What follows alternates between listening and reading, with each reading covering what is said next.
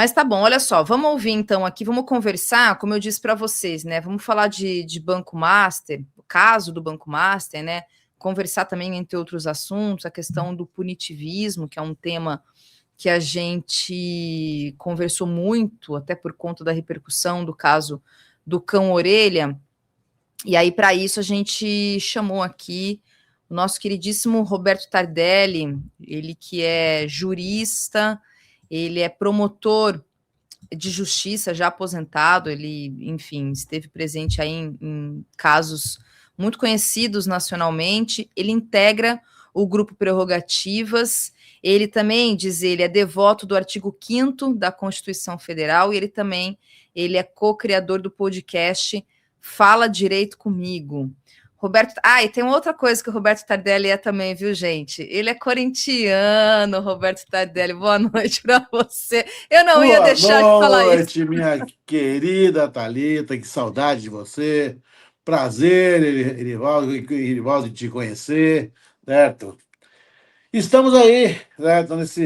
Pelo menos de falta de assunto, a gente aqui não sofre, sabe? De tédio não morremos, Tardelli. Não, Definitivamente no Brasil, se É. tem algo que a gente não tem problema é de assunto para falar, para tratar, para polemizar, enfim. Vamos lá, vamos nessa. Aliás, é isso, saudações alviverdes, viu, Roberto? Só te falar uma coisa da polêmica do pênalti lá. É da mesmo. Cavadinha, ó. Quem gosta de futebol vai se lembrar desses fatos, são fatos históricos. Na Copa de 62, Newton Santos faz um pênalti e sai da área enganando o juiz. Maradona marca o gol da redenção argentina na Copa de 86. Ele engana o juiz. Na Copa de 66, a final da Copa do Mundo, um dos gols do jogo Alemanha e Inglaterra. Fui eu, não, né? Não, foi não, foi ele. Não. Voltou. Aqui entrou uma ligaçãozinha aqui. Caiu, ficou quase meio metro da linha do gol, assim. Hoje estão fazendo Nossa, parece que tornaram todas as pessoas réus, criminosos. Futebol é isso, é uma mistura de arte, malandragem. É um pouco da gente. Eu não vejo essa coisa, embora seja corintiano, claro, embora lógico, certo? Mas vida que segue, cara. Vida que segue. É isso aí. É isso. Um amigo meu me mandou um vídeo, né, um meme, em que o jogador ele tá cavando, ele tá literalmente cavando o pênalti com uma enxada. Falei, para de chorar. É um amigo meu que é corintiano. Para de chorar. Eu fui ver outro dia um jogo da Série C. Rapaz, que coisa fantástica. Só tem juiz, bandeirinha e jogador. Isso aí. É isso. Os jogos. Que saudade me deu desse. Né, sabe? Sim. Agora, sabe. É isso aí. Eu que acompanho o 15, eu vejo um pouco disso, viu, Tardelli? Que 15 tem tá lá. O hino mais fabuloso, fantástico, sensacional, espetacular do planeta. Certo? Que grita gol. Isso aí. Se você, Eribaldo, vale a pena você procurar o hino 15 de Piracicaba no YouTube. É uma das coisas mais geniais, populares, espetaculares. É a alma do interior de São Paulo, assim, sabe? Vou procurar, com certeza. É muito bacana. Vale a pena, você vai gostar, velho. Isso aí. Aqui no Nordeste a gente tem um pouco ainda a preservação do futebol mais raiz ainda, né? Na torcida, na malandragem, porque, por exemplo, o Campeonato Pernambucano não tem VAR, então a malandragem come solta ainda. Então ainda tem esses momentos de alegria, de raiz, né? O futebol é isso, sabe? É essa malandragem, essa alegria. Vamos normatizar tudo. Meu Deus, vai ficar um negócio muito chato, sabe? Muito chato. Tá desligado seu microfone, Thalita. É isso aí. Tardelli, eu queria, a gente conversou, né, um pouco nos últimos dias e até te agradecer, né, por vir aqui conversar conosco, até queria muito te ouvir sobre a questão da atuação e de uma discussão que se abriu sobre o Toffoli, sobre a atuação do Supremo no caso do Banco Master, né? Se é legal, se não é legal, se é ético, se não é ético. Daí abre para uma outra discussão também sobre a atuação dos ministros em outras atividades. Quer dizer, a gente viu aí ao longo das últimas semanas, mais precisamente, mas desde a primeira operação do Banco Master, abriu-se essa discussão. Mas antes, até eu gostaria que você pudesse, assim, falar um pouco para a gente, da maneira, claro, né, mais resumida, sintetizada possível, o que foi o Banco Master na sua avaliação? O caso Banco Master? Quer dizer, uma pessoa que está chegando de paraquedas hoje no Brasil, começou a ouvir o noticiário do Banco Master, o que você poderia dizer? O que é esse caso do Banco Master? Muito resumidamente, claro, né? E aí, já entrando nessa questão dessa atuação do Supremo, né? Como é que você avalia sobre alguns juízos de valor sobre a atuação do STF nesse caso? Olha, o próprio ministro Haddad disse, né, que é a maior fraude bancária de toda a nossa história. Nunca antes na história desse país nós tivemos uma fraude de um banco que nós nunca sequer havíamos ouvido falar. Certo? O Banco Master é aquele personagem que surge no meio da novela para dar uma embolada no enredo. Certo? Mas não é um Santander, não é o Bradesco, não é o Itaú. É um banco que não tem correntista, é um banco que não. Certo? É um banco, aqueles bancos de investimento, aqueles bancos que pululam na Faria Lima. E aí, um banco, curiosamente, sob dois controles, né? A Comissão de Valores Mobiliários e o Banco Central. E nenhum dos dois parece ter sido eficiente, ou certamente não foi eficiente. O Banco Central, em março do ano passado, constatou a ausência de liquidez do banco. Em outras palavras, era um estranho caso de um banco que não tem dinheiro. É a padaria que não tem pão. Né? E foi decretar a liquidação extrajudicial do Banco Master em outubro, novembro. Agora me deu um cururu na cabeça aqui, eu não sei quando exatamente foi. A partir daí, duas situações se colocam. Essas duas situações têm que separar. O prejuízo dos correntistas, que é algo que o setor bancário se protege com o Fundo Geral de Crédito, e o crime de gestão fraudulenta, dessa corrupção geral do qual o presidente do Banco Master parece ser acusado. Esse caso estava na primeira instância, aqui em São Paulo, quando, de repente, na segunda virada dessa novela chamada Brasil, isso vai para o Supremo Tribunal Federal sem que saibamos exatamente por quê. E aí cai nas mãos do ministro Dias Toffoli. E eu não entro, Thalita, nessa discussão do que ele recebeu o cara no resort, que andou no helicóptero. Eu acho isso tudo muita espuma, pouca densidade, mas duas coisas foram aí muito graves dentro do processo, e eu explico para vocês e todo mundo aqui vai entender. O juiz, ele é o mediador republicano das partes. Num processo criminal, você tem o Ministério Público, você tem a defesa, e mediando essas duas situações, mantendo equilíbrio, mantendo não neutralidade, que é uma palavra que eu amaldiçoo, mas isenção de tratar ambos os lados com o mesmo grau de importância. Ora, quando ele dá aquela infelicíssima decisão que determina que as provas de buscas e apreensões que ele determinou, que também já é uma coisa que tem que conversar, fossem levadas para o gabinete dele, vamos lembrar muito bem disso, vocês são muito mais atentos do que eu, vão se lembrar melhor do que eu até. Ele manda que tudo vá para o gabinete dele. Numa tarde, numa velocidade de IA, ele manda também esse material ao gabinete do Procurador-Geral da República com um recado. Olha, aí tem indícios graves do cometimento de crime de lesão de gestão fraudulenta. Ele jamais poderia ter feito isso.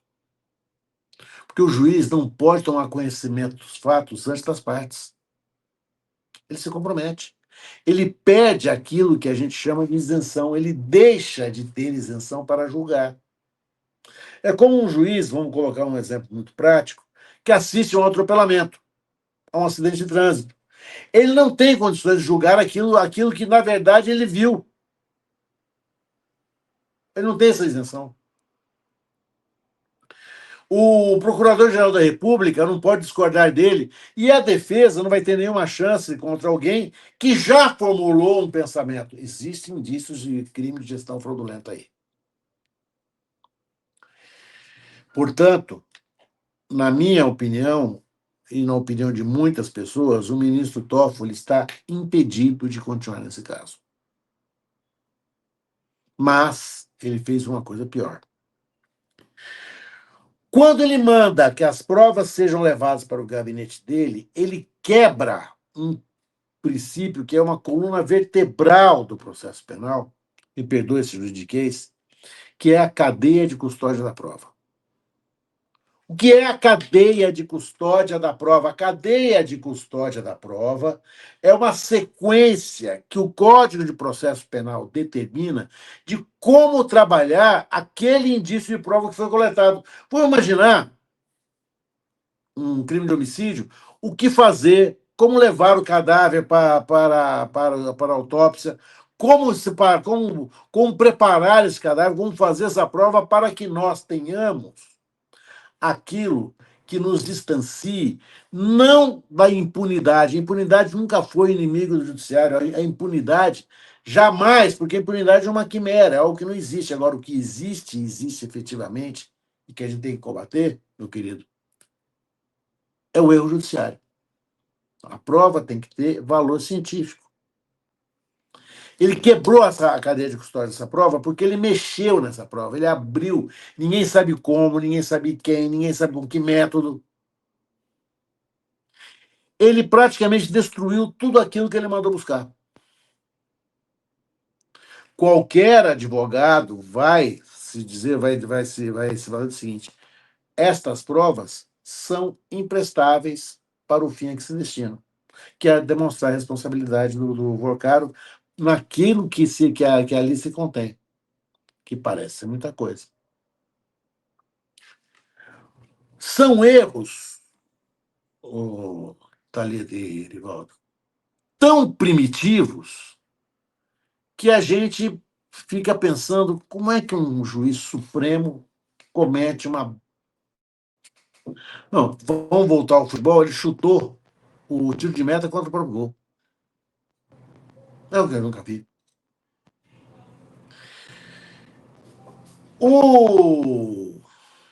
A nota que ele emite depois, a nota do gabinete, achei estranha a nota do gabinete. O gabinete do ministro. Não é o gabinete do ministro, é ele. Certo? Não dá para ele dizer do gabinete. Tanto isso é verdade que numa das suas aspas, explicações, ele não chega a esses dois dados, né? Ele fala assim: olha, tudo que foi pedido pela Polícia Federal, eu deferi. Se você ler isto ao contrário, você vai dizer o seguinte: olha, tudo que o advogado pediu, eu não aceitei. O advogado só pediu bobagem. É quase uma improbabilidade estatística isso. Agora ele se deu um prazo até depois do carnaval para decidir se ele devolve o processo à primeira instância ou não. Se ele devolver, a pergunta que se fará é: por que se pegou, então? Se não era para ter saído da primeira instância, por que você quis o processo para você? Há um verso daquela música do Vinícius de Moraes, se foi para desfazer, por que fez? O processo do Banco Master divide o Supremo, né? Coloca o Supremo numa situação, porque essas duas nulidades que eu falo para vocês são nulidades extremamente graves e que, se não forem coibidas, vão criar um ambiente que eu vou dizer para vocês o seguinte: parece que nós não aprendemos nada com a Lava Jato. Nada. Tardelli, eu queria aproveitar e emendar, eu não sei, desculpa, Eribaldo, se você ia fazendo, só para emendar aqui uma questão, duas questões, na verdade. A primeira, até pegando um gancho nessa sua fala final, há algumas análises, até em tom alarmista mesmo, né, trazendo de que o Banco Master pode vir a ser uma nova Lava Jato, e aí queria sua avaliação sobre isso, né, se você também tem um pouco desse entendimento. E aí, me parece, dentro da tua análise, que a gente está numa encruzilhada, porque também eu já ouvi análises dizendo que para justamente, digamos, tentar trazer uma imparcialidade, embora esse termo também seja um pouco problemático, mas na falta de uma outra expressão, uma encruzilhada em que sentido? Se volta para a primeira instância, como eu disse, né, tem pessoas que têm análises que eu ouvi dizendo que seria o ideal em razão da própria atuação do Dias Toffoli, sobre ele ter, de alguma forma, maculado um pouco o caminho das investigações, mas aí você traz esse outro elemento, que é isso, né? Se vai voltar para a primeira instância, por que é que foi para o Supremo? Quer dizer, então isso também abre uma encruzilhada, digamos, como é que, na condução desse processo. Então, queria te ouvir sobre esses dois aspectos. Se é uma nova Lava Jato, se vem a ser, claro, né? Guardadas as devidas particularidades, e sobre essa discussão, dessa volta para a justiça comum, enfim, a primeira instância, não sei se justiça comum, aí você pode me corrigir. E que isso vai acontecer, segundo o próprio Dias Toffoli, após o relatório final da Polícia Federal nessa primeira fase das investigações. Deixa eu só completar a pergunta, Thalita, que eu acho que é algo também um pouco mais geral, assim, a minha pergunta, que é, do ponto de vista jurídico e do que se conhece do caso, qual é o tamanho do caso do Banco Master, né? Porque muita gente fala, isso é uma nova Lava Jato, etc. Mas qual o tamanho em termos jurídicos desse caso? Porque a impressão que eu tenho, como completamente leigo dessas questões jurídicas, é que parece o que aqui em Recife a gente chama de ninho de cobra. Quanto mais tu mexe, mais vai saindo coisa, e que é uma coisa gigantesca, assim. É de fato algo gigantesco, e qual o tamanho disso em termos de codificação penal mesmo? Erivaldo, cada pena que puxa vem um galinheiro, né? Certo.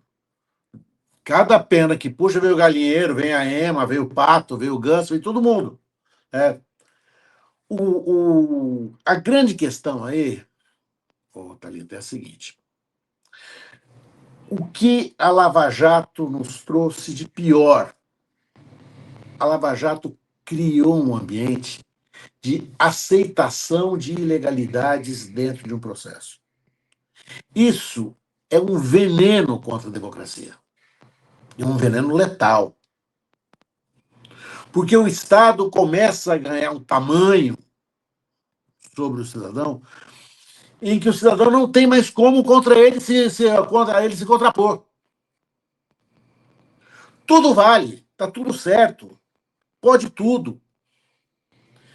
Se o Supremo não disser, olha, aqui houve duas grandes falhas, que nós não poderíamos tratar de outra forma, senão anular esse processo e tirar esse processo da mão desse ministro. O que vai acontecer é que, se o ministro, porque quando a gente fala em ministro, nós estamos falando do topo da pirâmide. Nós não vamos de Zeus. Ninguém vai julgar Zeus. Ninguém vai dizer para Zeus que Zeus mandou raio numa pessoa errada. Outros deuses, outros Zeus que tem lá, que vão dizer isso, vão ter que dizer isso para ele. Se não disserem, o juiz de Santo Antônio do Jurucutu do Sul vai se sentir estimulado a fazer a mesma coisa. Você começa a criar a pior figura que existe, que é o superjuiz, aquele que foi o Sérgio Moro se tornou um profeta da humanidade quando ele começou a tomar medidas que ele jamais poderia ter tomado. Jamais. E não foi parado. Nós temos que lembrar que o presidente Lula ficou 580 dias preso. 580 dias preso é muito tempo em que você priva uma pessoa criminosamente da sua liberdade. Quando o Supremo reconhece a suspeição do juiz, reconhece que o juiz, na verdade, não estava exercendo sua função judicante, mas estava lá trabalhando para um lado, nós não vimos o judiciário como um todo, o judiciário como um todo que eu falo envolve o Ministério Público, envolve a polícia, envolve o CNJ, envolve o CNMP, fazerem uma reflexão, meia-culpa, falar assim, isso não pode acontecer nunca mais. Aquilo que termina o filme em 1985, nunca mais, não foi feito. No primeiro grande caso que aparece, certo, surge um outro superjuiz. Ele lacra o processo, ele decreta um sigilo que demorou semanas para os advogados poderem entrar. Nós não sabemos, e ninguém sabe a extensão desse processo, porque a gente desconhece o que tem dentro dele. Algumas coisas foram reveladas, aquelas audiências, aquelas conversas, mas isso não quer dizer muita coisa. Não se sabe sequer oficialmente qual é o valor do prejuízo. O Lula falou hoje em 90 bilhões de reais. Um negócio assim, certo? Transciclópico, né? Não sei nem escrever. Se alguém me pedir para escrever 90 bilhões, eu vou errar, porque eu não sei quantos zeros tem isso. Eu não consigo. É um vulto que a gente não consegue sequer imaginar. Não cabe na nossa abstração, pelo menos na minha não cabe, eu não sei se vocês cabem, na minha absolutamente não. Que tamanho é esse? Então, o caso do Banco Master tem, né? Primeiro, ele trouxe uma coisa interessante para a gente, que a gente tem que discutir muito, que é essa proximidade dos juízes com o poder, com os poderosos, sabe? É essa questão de você ser seduzido por um avião particular, essas pequenas e medíocres, a gente pode chamar assim, porque ele teria condição de pagar a passagem para assistir o jogo do Palmeiras, não tem nada contra ele ser palmeirense, vai assistir o jogo do Palmeiras onde ele quiser, mas pelos esforços dele. Né? Não tem problema nenhum. Né? Agora, essa história de congresso, certo? De juristas brasileiros no exterior para discutir os problemas do Brasil, tomando, sabe, comendo, é algo que nos choca. Primeiro, pela sua absoluta desnecessidade. Nada existe que possa trazer. E olha, Erivaldo Caleta, isso vem de muito tempo. Aqui em São Paulo havia um estádio municipal, ele hoje está privatizado, é o estádio do Pacaembu. É um estádio bonito, certo? Pouco velhão, então não sei se você chegou a conhecer. Mas era um estádio público da municipalidade, era o Estádio Municipal de São Paulo. Nesse estádio municipal havia um camarote privativo para juízes, procuradores, desembargadores, etc., a que o povo não podia não ter acesso. Você vai num prédio, num fórum, não sei se você já se deu essa triste excursão. Aí em Recife aí em Recife tem, no Rio tem, São Paulo tem, você vai encontrar você vai em Recife, né? É, prova que Deus é injusto, nem todo mundo está aí com você, né? É. E você vai encontrar elevador privativo para juízes, elevador privativo para desembargadores. É aquele elevador que nem o juiz pode subir. Você cruza para ir para o seu trabalho, na sua vida, assim, com carros oficiais, de magistrados, juízes, desembargadores, sem que a gente consiga entender por que, que o carregador de carroça lá, que vai comprar um sabonete, vai comprar alguma coisa, tem um imposto, ele tem, esse imposto inclui, certo? Ele pagar o transporte do desembargador da casa para o trabalho. Qual o sentido disso? Esses 1.000 penduricalhos que eles estão divulgando agora, né? Isso tudo vem porque ninguém os controla. Ninguém diz a eles, basta, não é assim, não pode. Sabe, é aquela questão daquela moral elementar, de discernir o certo do errado. Nós estamos assistindo agora essa doença, essa onipotência dos juízes chegar num ponto extremo, chegar num ponto agudo. Qual é o sentido? Você já foi ver uma sessão do STJ, do STF? Vocês assistiram uma? É impressionante a liturgia daquilo. Você fala, eu estou em outro planeta. Nós tememos o fato de ver os ministros. Eles são meio abstratos. Muito embora hoje a gente não consiga escalar a seleção brasileira, mas qualquer pessoa escala os 11 do Supremo. É. Mas é isso.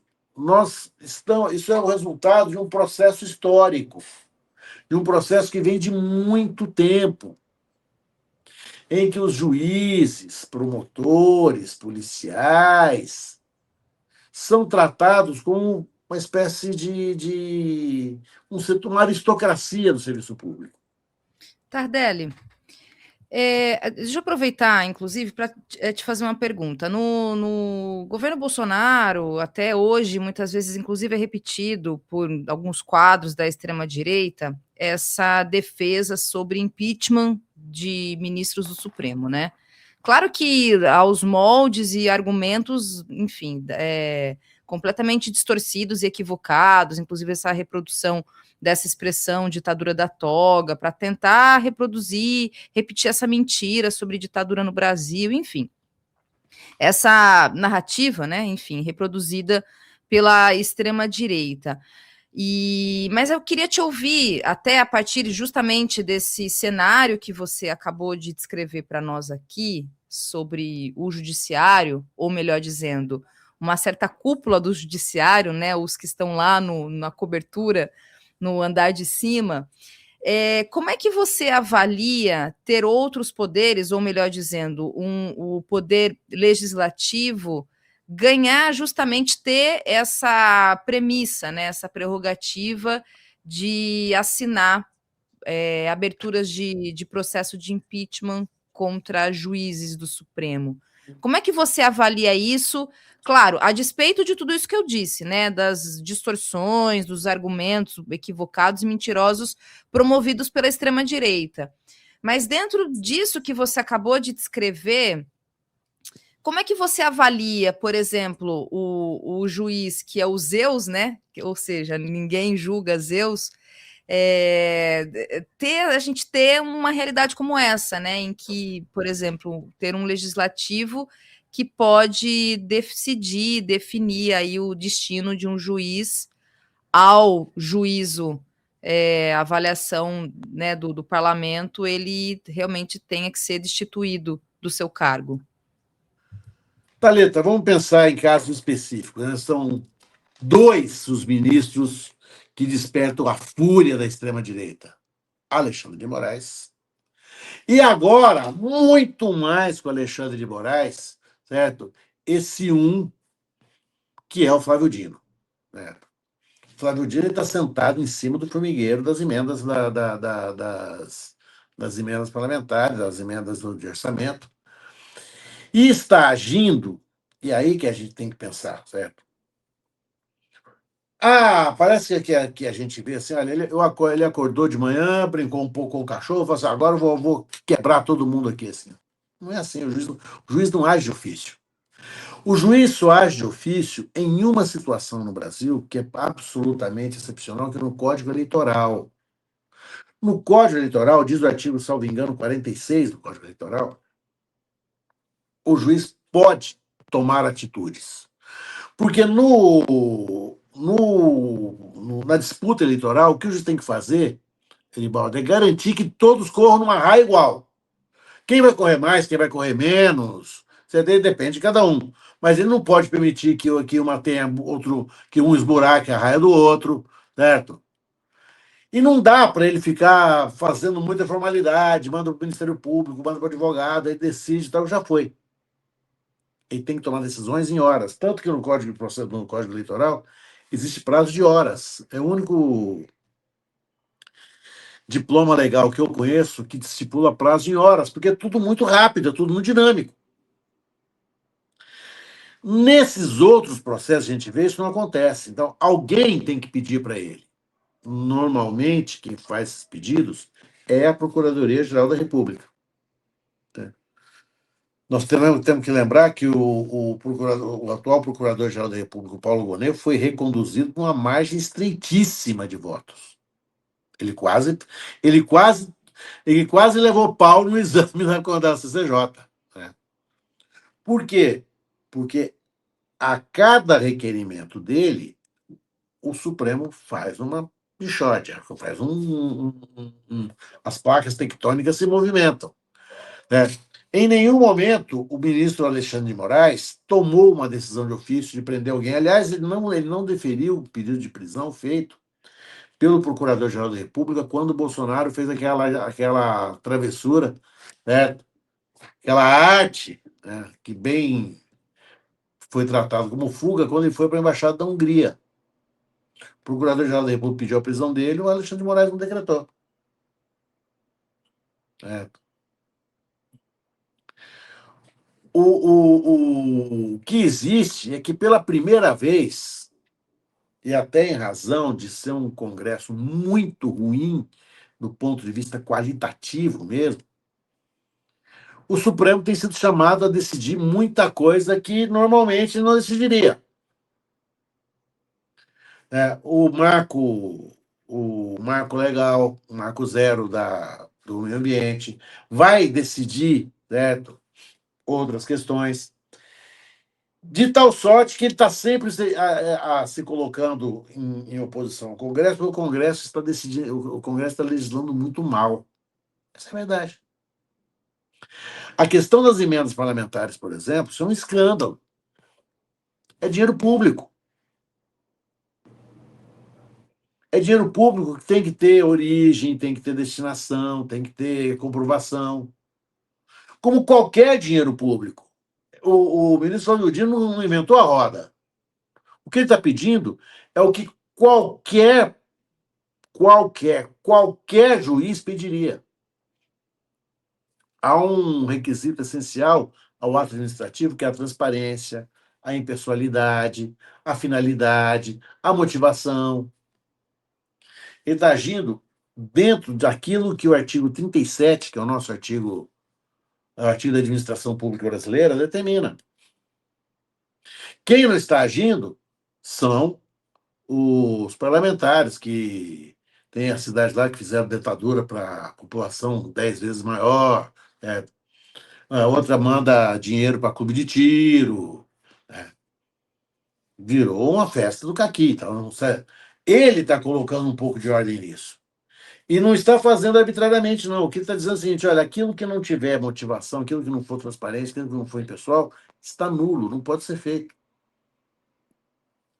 Ao contrário do que as pessoas estão dizendo, que ele está entrando no mérito, que a extrema-direita não está entrando no mérito de nada. Ele está garantindo que a Constituição seja cumprida minimamente. Minimamente. Por isso que esses impeachments soam como ameaças vazias, Thalita. Porque não há o crime de responsabilidade você imputar ao ministro Supremo. Até porque eu concordo com a análise do ministro mais preparado da casa, que é o ministro Gilmar Mendes. Ele é um jurista muito denso, e ele deu a patada final. Olha, quem pode pedir o impeachment de ministro do Supremo Tribunal Federal é o Procurador-Geral da República, mas ninguém. Qualquer outro que pedir, não vai colar, não vai rolar. Ele faz uma análise muito interessante, seria um juridiquês horroroso para a turma aí, mas o fato é esse: eles vão ficar gritando no deserto. E a gente espera, e o meu temor, queridos, é que essas emendas elas têm um potencial de dinamitar as eleições de 2026. Eles estão com muito dinheiro, então a tendência é que haja a repetição do parlamento. Eles serão reeleitos, e aqueles que a disputa eleitoral, principalmente parlamentar, seja uma disputa de fachada. Esse é o meu grande receio. É isso que o ministro Flávio Dino quer evitar, sabe? Que essas eleições não sejam eleições assim inexistentes, porque enquanto um deputado tem 15 milhões, o outro não tem nem 50 mil. Como é que você vai disputar? É o leão querendo disputar com o ratinho, né? Então, desculpe, o ratinho sem nenhum, assim, sem nenhum trocadilho. Agora que eu esqueci que tem ratinho aqui no Brasil também. A gente tem que tomar cuidado com esses diminutivos de animais, que a gente sempre encontra alguém, certo, que a gente possa atingir ainda, mas por favor. Então, eu acredito que esses impeachment aí sejam conversa. É conversa para o público interno deles, que eles são bons em fazer isso, né? Falar para o público interno. Eu vi hoje que aquele aquele Pavanato, ele é o terceiro maior de todos, tem mais de 15 milhões de seguidores. Ele foi o vereador mais votado na cidade de São Paulo. Como pode, né? Ele é uma o coisa. Abortilson, né? Ele levou o bonequinho de aborto pro debate. Então.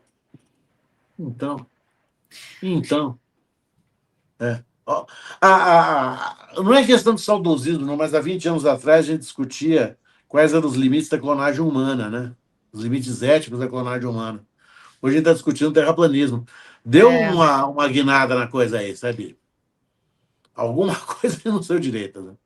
Ô, Tardelli, eu queria também aproveitar para te ouvir uma outra discussão que foi colocada a partir, inclusive, desse caso desse cachorro que foi torturado e morto em Santa Catarina, e abriu-se essa discussão sobre o que a gente chama de punitivismo, né? Mesmo aqui, quando a gente trouxe a notícia, a gente discutiu, parte, inclusive, da nossa audiência, que majoritariamente é de esquerda, e também, em geral, evocado por parte de pessoas que se colocam como esquerda, essa defesa da redução da maioridade penal. E aí isso também, né, grande parte dessa discussão do punitivismo vem essa pauta aí que sempre foi muito debatida e defendida por setores mais conservadores, reacionários e que promove, inclusive, um racismo, porque a gente sabe muito bem quem é que vai para a cadeia nesse país, né, quem é que é punido de fato. E eu queria te ouvir também sobre uma avaliação que você faz sobre esse debate, essa coisa do punitivismo e essa defesa de muita gente que vem acontecendo de maneira mais incisiva agora, nos últimos dias, por conta desse caso, sobre redução da maioridade penal, né? Se isso, inclusive, resolve.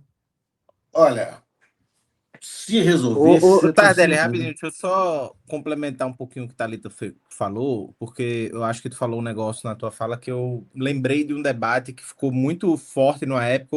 Hoje os termos desse debate meio que deu uma sumida, mas é um pouco isso que tu colocou, né? Esse lugar de um Zeus, né? Do judiciário, cheio de penduricalhos, de quase intocável, assim, que é um pouco sobre esse superpoder que aparenta ter o judiciário na política, que é aquela questão da politização do judiciário ou da judicialização da política, né? O que é que tu acha desse debate e se tu acha que isso é realmente prejudicial, se há de fato esse fenômeno de uma politização do judiciário e judicialização da política, e havendo quais são os efeitos disso para a política e para o judiciário. Olha, Erivaldo, a Lava Jato foi o quê?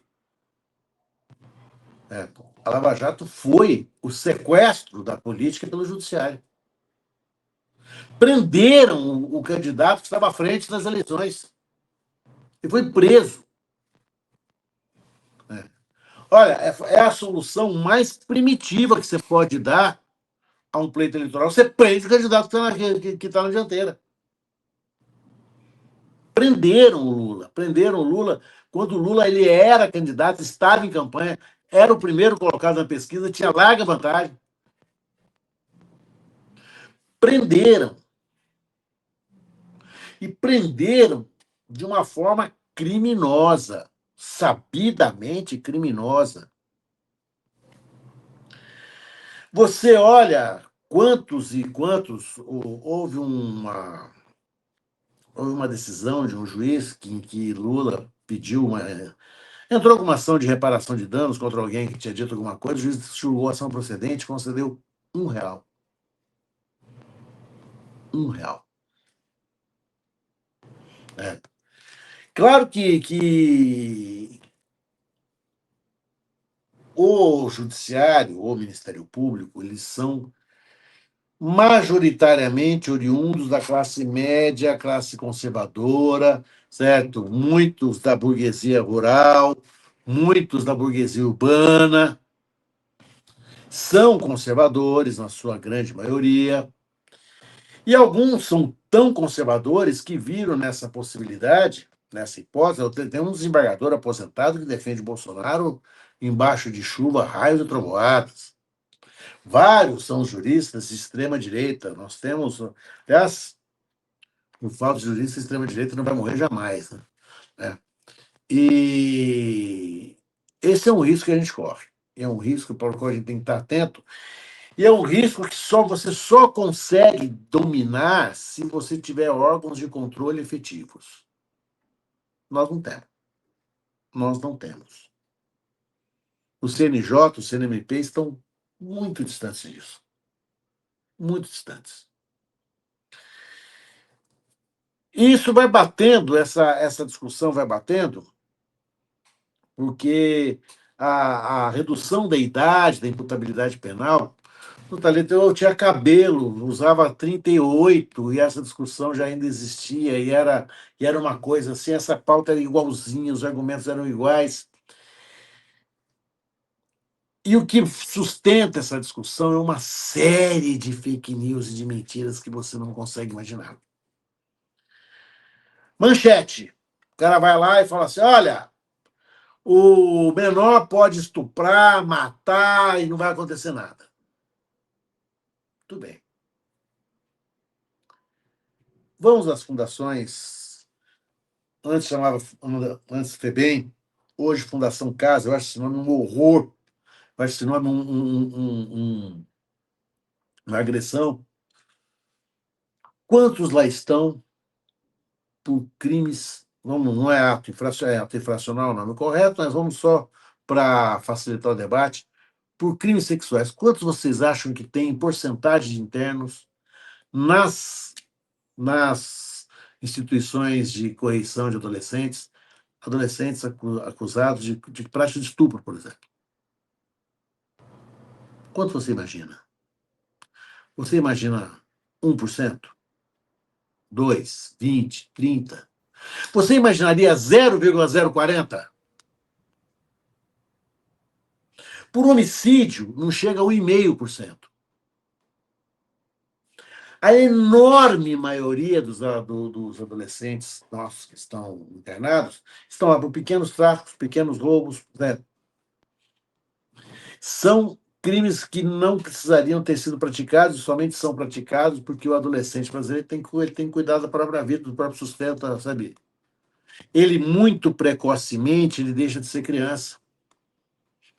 No ECA, que talvez seja a lei menos conhecida e mais odiada do Brasil, tem um artigo muito interessante, que é o artigo 16, salvo engano também, que diz assim: a criança e o adolescente têm o direito de brincar, praticar esportes e divertir-se. Não é louco você colocar na lei que a criança tem o direito de brincar? Não é um negócio chocante? Você lê uma lei assim, pô, mas por que a lei precisa dizer que a criança tem o direito de brincar? Porque no Brasil a criança trabalha. Você olha, as crianças elas estão no farol, elas estão vendendo, elas estão, sabe, elas têm que ir para a escola, mas elas são crianças, elas também entram no ciclo da economia miserável daquela casa para se livrar da fome. E claro que elas vão se aproximando desse crime organizado, que deles, certo, se farta, e é uma mão de obra baratíssima, será reposta imediatamente. Nós temos 1 milhão de presos no Brasil. Quando, quase 1 milhão, estamos chegando a 1 milhão. Quando você ouve falar de superlotação carcerária, essa superlotação existe também nas unidades correcionais. Você tem que imaginar que quando fecham a porta, não tem ninguém ali dentro que possa mediar conflito algum. Então você está num espaço em que cabe 5, você está lá com 15. Só que não são 15 pessoas que você escolheu, não são 15 pessoas suas amigas, não. Existem grupos que vão se fortalecendo lá dentro também. Quem vai dormir onde? Como quer dormir? São lugares, são limpos, o chão está limpinho, pode deitar, pode dormir. Não, são imundos, são infestados. A quantidade de preso com doença de pele, com doença respiratória é absurda. O que nós iremos fazer na redução da idade de imputabilidade penal é só levar mais crianças negras, pretas, para a prisão. É o que já se chamou de sequestro do conflito social. Olha, há um abismo social no Brasil. Como é que a gente resolve isso? Vamos prender quem está na rua. Nós vamos ter que criar um ICE à brasileira, só que ele não vai expulsar estrangeiro, ele vai prender criança. Vai correr atrás de criança na praça. O que aconteceu em Santa Catarina foi horroroso.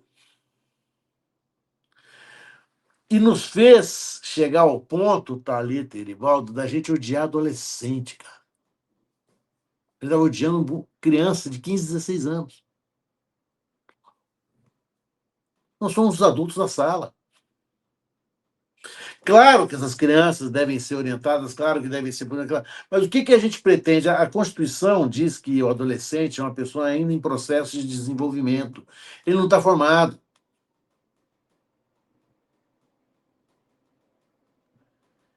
E nós os odiamos de tal forma que chegaram a fazer uma passeata aqui em São Paulo com muita gente de esquerda, muita gente que eu conheço que foi para essa passeata. Achei aquilo um negócio assim. Vocês estão apagando fogo com gasolina. Vocês estão odiando adolescentes. Nós não conseguimos odiar quem matou 200 mil pessoas na pandemia. A gente não consegue odiar quem dá um tiro de bala perdida, de bala perdida, caramba, de bala, um tiro numa escola mata criança. Mas a gente odeia adolescentes que submeteram um animal, sabe, não se trata de defender, por favor, sabe? Há uma sessão horrenda de tortura. Mas nós os odiamos com tamanha fúria que a gente queria que eles fossem presos, que os pais deles fossem presos, que os pais fossem destituídos do poder familiar, que eles. Peraí. Calma, calma.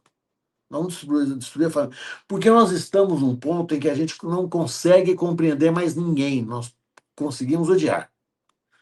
A nossa capacidade de ódio, ela está ainda. Ela está com capacidade ociosa de trabalho. A gente cabe mais ódio para a gente. Mas é o ódio que é esse ódio direcionado. O Pazuello foi eleito. Cadê o Pazuello? O Pazuello é senador pelo Rio de Janeiro.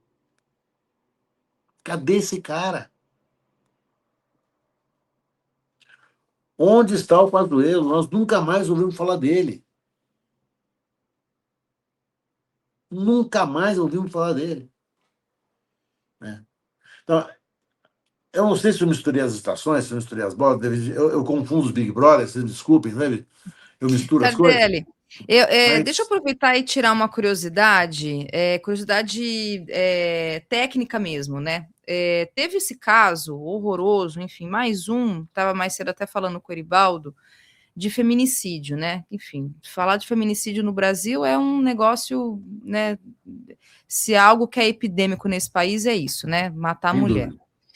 E teve esse caso recente de um adolescente de 17 anos que abriu fogo contra a ex-namorada na padaria e matou por tabela, acabou matando uma cliente que foi tentar ajudar ali, apartar a situação, e uma outra funcionária, se eu não me engano. Enfim, o garoto entrou, garoto porque tem 17 anos, né? Não tô fazendo nenhum eufemismo, é porque é um menino mesmo, tem 17 anos. Ele entrou então na padaria e matou 3 mulheres. Aí também a gente ouve, e aí essa que é a minha dúvida, de que é bom, o menino vai agora ir, né, numa dessas unidades de correção aí, e aí ano que vem, completa 18, ele vai ficar livre. Inclusive, não Não. vai ter nada na ficha. Essa que é a minha dúvida. Como é que é num caso como esse, de triplo feminicídio, no caso, né? Ele vai cumprir 3 anos de internação, ainda que ele avance aos 18 anos. São os chamados jovens adultos. Né? Aos 21 anos ele vai sair. Né? É uma discussão, mas olha, está muito pouco, 3 anos é pouco, teria que colocar mais, teria que colocar menos. Quando a gente fala de crime, de criminalidade do adolescente, a gente tem que entender que antes da gente punir, nós vamos entender o que aconteceu. O que levou esse garoto a uma atitude desse porte, desse nível, que a gente não ouve falar muito.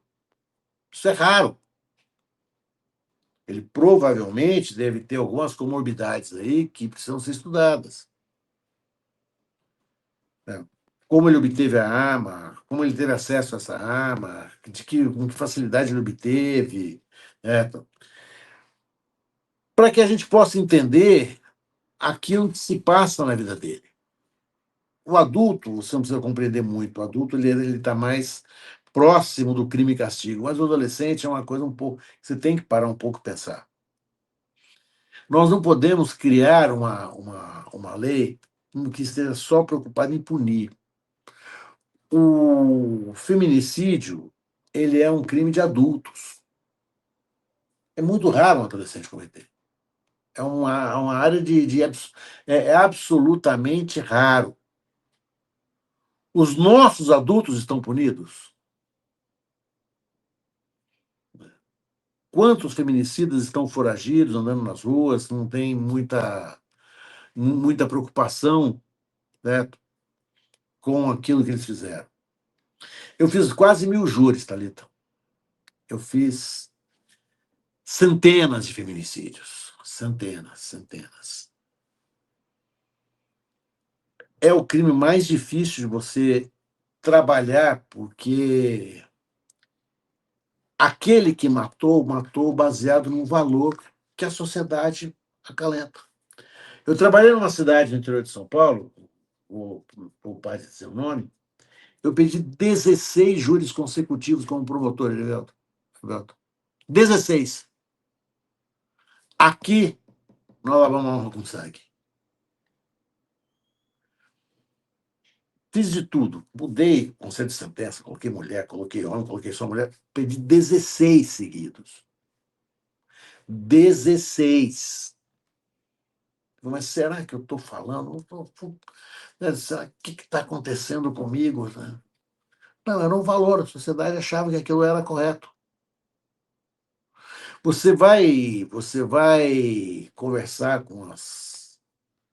né, com as mulheres que são das igrejas um pouco mais ortodoxas, mais tradicionalistas, pentecostais.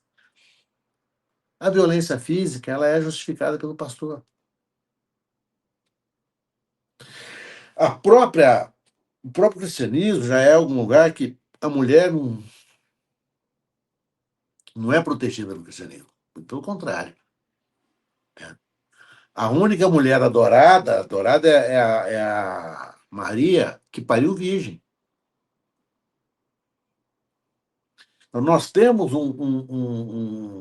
um tratamento doentio às mulheres, é uma doença, é uma epidemia. Eu fiquei muito feliz quando eu vi o presidente Lula falar, foi o primeiro presidente que disse isso. As mulheres estão sendo assassinadas no Brasil há décadas, há séculos, e agora um presidente acordou e falou, olha, nós vamos parar. Até então, nenhum presidente colocou isso como ordem de política pública, uma ordem de uma questão nacional fundamental, porque posso estar errado, eu sou campeão olímpico em estar errado. O que desfaz família não é álcool e nem a maconha que foi encontrado no bolso do moleque, não. É a violência doméstica que impera naquela família e ela é transversal no Brasil. Eu presidi uma ONG, o Erivaldo. A gente atendeu 33 mil crianças vítimas de violência doméstica e abuso sexual. 33 mil. Vou te repetir, 33 mil. Todos são absolutamente insuspeitos. Esse piloto da TAM, que foi preso aqui recentemente, tem alguém mais suspeito do que ele? O cara é um piloto de avião, 60 anos, casado, pai de 2 filhas. Esse cara é um feminicida em potencial.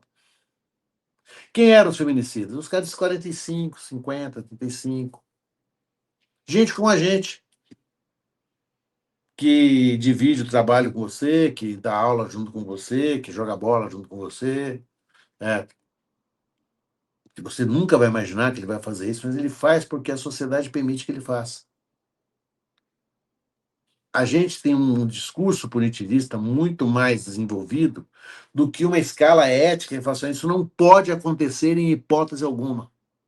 Nós precisamos ensinar as crianças, a gente precisa discutir isso em escola, a gente precisa discutir isso em todos os lugares. As crianças precisam aprender que o machismo mata. Mata, mata. Eu sou testemunha disso, eu vivi isso em 20 anos da minha vida.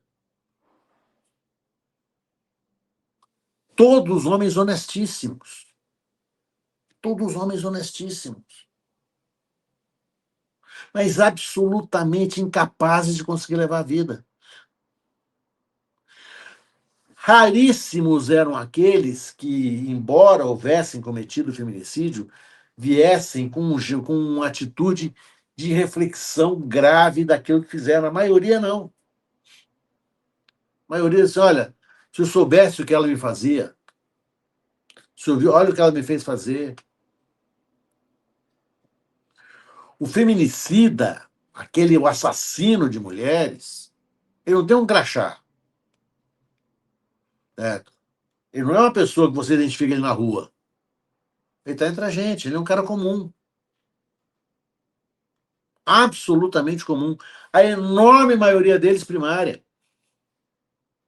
Os que tinham antecedentes eram antecedentes por lesões e agressões femininas em outras mulheres já cometidas na vida. Mas não tem lá o feminicida que foi condenado por roubo, já foi condenado por isso. Gente como a gente. Motorista de táxi, pequenos empresários. O teu vizinho, sabe? O cara que você encontra com ele no elevador. Aquele que fala bom dia, que está lá com o filho dele, que leva o filho dele para ver o jogo do Vasco. É esse cara. É esse cara que a gente tem que tratar. A gente tem que chamar ele para dentro, a gente tem que chamar ele para a gente. A epidemia feminicida no Brasil chegou a um ponto de descontrole. Quantas mulheres eu conheço, Thalita, que se assumem comigo, assim, são pessoas minhas amigas, celibatárias. Porque o medo do homem é um medo real. Não é uma probabilidade, não é um mito, é um medo real. Né? Diante desse medo real, o que se faz? Ela se afasta. A mulher se afasta. Com razão. Com toda razão. Com toda razão. Porque chegou num ponto insuportável. Insuportável. Como é que você vai conseguir aceitar o convite de alguém para sair, de alguém para estar com você, de alguém? É muito complicado. Porque cada feminicida que aparece, ele se inspira num feminicida que já apareceu antes dele. Nenhum deles está lá, certo? Fazendo algo daquilo que ele se envergonha. Não, ele fez aquilo para. Olha, foi pela minha honra, foi porque eu não suportava mais, foi porque ela disse isso. Uma questão mais É, justificável que a outra. eu estava vendo na TV Senado, acho que é na TV Senado, um presidente de uma ONG, enfim, que ele dizia que a misoginia tem aumentado muitíssimo entre adolescentes e tem uma relação direta com o acesso nas redes sociais, né? Os adolescentes ficarem muito tempo nas redes sociais, aí tem toda uma discussão justamente sobre essa questão. Então, há o aspecto, né, social e do nosso contexto, pensando na questão do adolescente em si, né? Um pouco dentro disso que você trouxe, Tardelli, sobre o que aconteceu com esse adolescente para que ele justamente viesse a abrir fogo contra uma ex-namorada e matou outras duas mulheres, né? Inclusive o próprio acesso a uma arma. Teve esse outro caso aqui em São Gonçalo, acho que foi também agora, recente, não sei se foi ontem, antes de ontem, de um rapaz novo também, eu não sei se é menor de idade, mas ele é novo, que como a moça, a garota, acho que tinha 15 anos, novinha também, 16, que se negou a namorar com ele, estava fugindo dele, inclusive, ele insistivamente queria namorar com ela de maneira muito educada, inclusive orientada pelos pais, disse, olha, não quero namorar porque agora eu quero me concentrar nos estudos. Ele deu 15 facadas na cara da menina. Então, é tenebroso, tá? Se você entrar nesse universo da violência doméstica e dos feminicídios, é adoecedor. Sendo mulher, É, eu, então, é um plus, assim, é horrível, é horrível, horrível, horrível. Eu digo, inclusive, que eu passei a ser feminista, a militar de maneira mais política, mais organizada, a partir desse âmbito, né, na questão do enfrentamento à violência contra as mulheres, fazendo jornalismo policial, porque eu vi muito caso de mulher sendo agredida, morta, assassinada.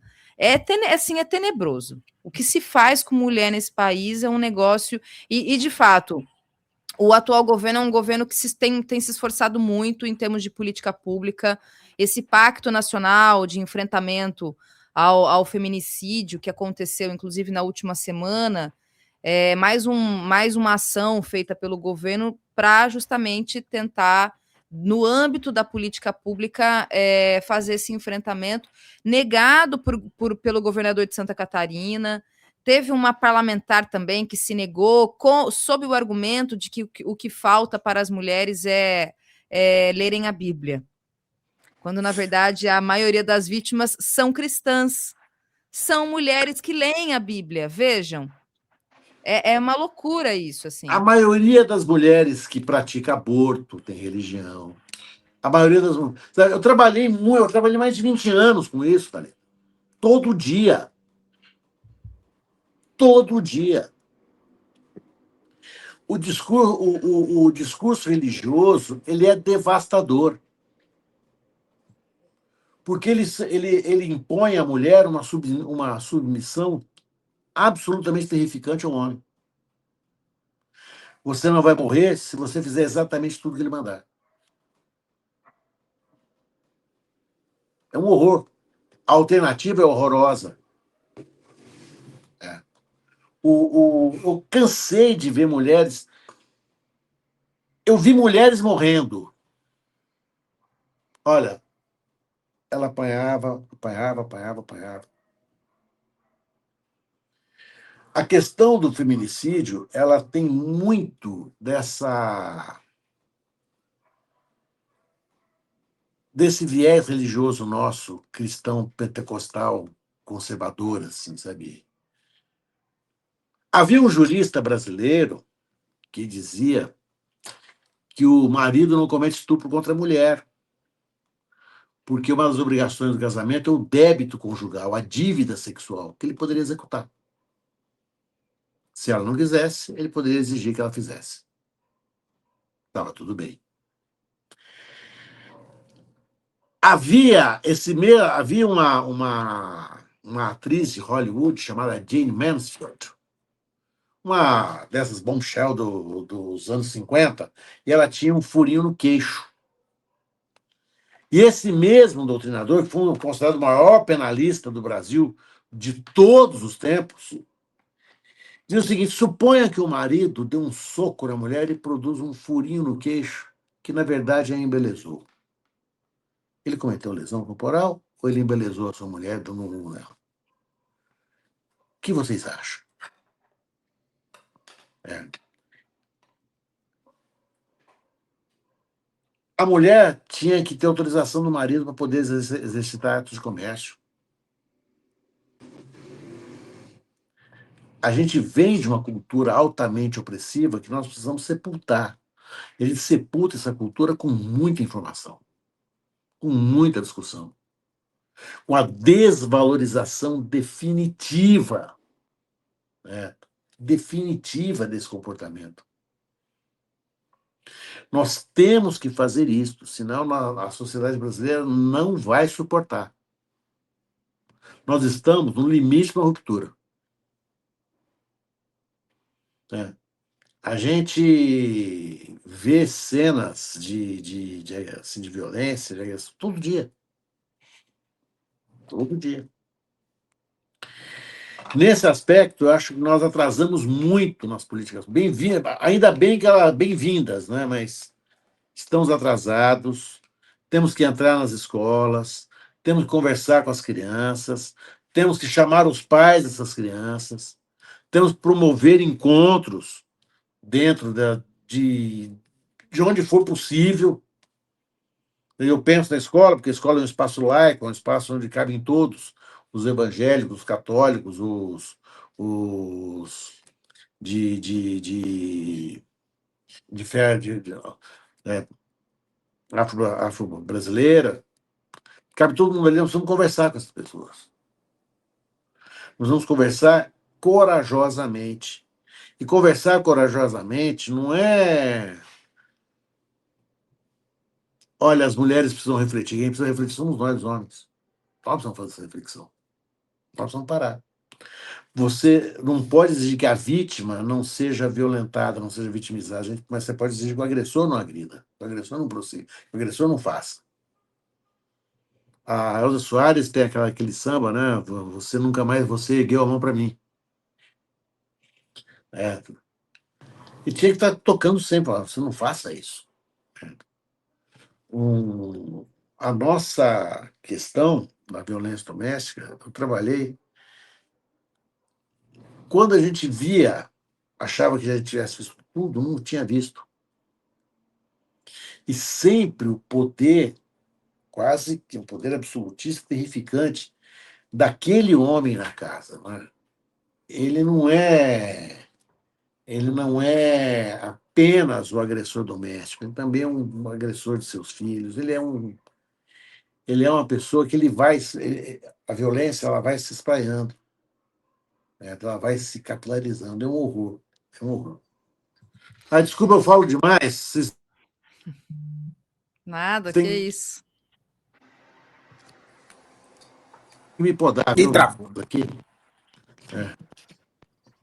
Eu vi na internet, inclusive, uma propaganda que, inclusive, deve estar muito impulsionada, porque eu já vi várias vezes. Daquele cara que é um CEO aí de alguma startup, Faria Limer aí, que o tema do short, né, do YouTube, é ele explicando por que uma mulher não pode ser CEO. Então, por que uma mulher não pode ser CEO? Aí ele explica que é porque a mulher CEO vai trabalhar de manhã, de noite, não sei o quê, e ela tem que ficar em casa, cuidando dos filhos, cuidando do marido, cuidando das coisas. Então, assim, eu sinto assim que a internet liberou um discurso desse red pill, desse machismo, muito indiscriminadamente, assim. E aí você precisa produzir esse tipo de política de educação e também de restringir esse tipo de discurso nas redes. Porque senão fica muito complicado, assim. Tipo, assim, tá rolando solto esse tipo de discurso na internet. Nossa, nós não conseguimos regulamentar. A Espanha regulamentou, só pode ter acesso à internet aqui um adolescente de 15 anos. A França, de 16. A Austrália teve um see you later, certo, das crianças, proibindo. A Turquia proibiu. No Brasil, você vai no supermercado, a criança está com 3 anos, está lá com o tablet na mão, fazendo compra com os pais. Isso é uma loucura. Isso é uma loucura. Nós temos que limitar, botar um freio nessas big techs. Né? Porque elas alimentam essa cultura do ódio e alimentam essa cultura do ódio com extrema competência. Né? Com extrema competência. A gente não pode banalizar essa turma, não, sabe? Eles sabem exatamente o que fazer, eles sabem exatamente como abordar, eles sabem exatamente o que dizer. Eles sabem exatamente como pegar o menino lá na sua fase mais insegura da vida. Nós passamos por isso, né? Daqui à adolescência. Né? Ele sabe fazer essa captura. Ele sabe fazer isso. Muito bem. Tá bom, Tardelli, ó, não vamos mais tomar seu tempo, mas a gente quer, claro, deixar aqui em aberto o convite para você voltar, que queremos te ouvir, com certeza. Não me convide que eu aceito, você sabe disso, né? Tá certo. Convite seu é irrecusável, certo? Muito bem. Gostei demais de conhecer o Edivaldo. Eu entrei na tua página, achei muito interessante, sabe? Você é uma página vibrante, dinâmica. Queria ter te conhecido, muito bacana. Prazer te conhecer. Obrigado. Vai vir mais vezes aqui para a gente trocar mais ideia. Tá certo, né, gente? Forte abraço. Tchau. Beijo a Valeu. todos. Obrigada, Tchau, tchau. Tardelli. Até a próxima. Tchau, tchau.